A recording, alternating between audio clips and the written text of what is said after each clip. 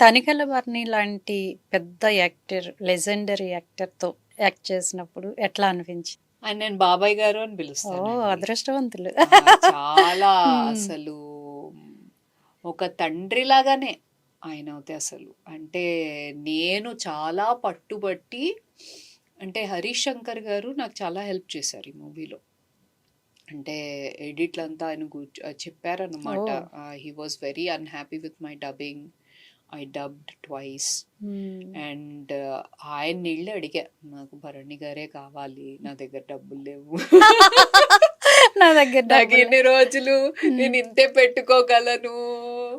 ఎందుకమ్మా నువ్వు లేదు, నాకు భరణి గారే హ్మ్. కావాలి.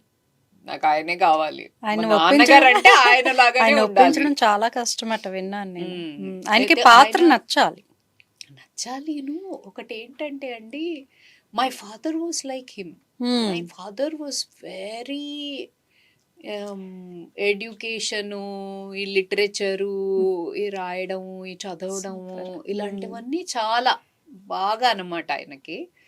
అండ్ నాకెందుకో భరణి గారే కరెక్ట్. హ్మ్. అండ్ ఆయన చాలా బాగా చేశారు. అలాగే తిరుగులేదు ఇంకా. ప్రేమగా, హ్మ్. అలాగే టీచింగ్ హ్మ్. like a supportive father.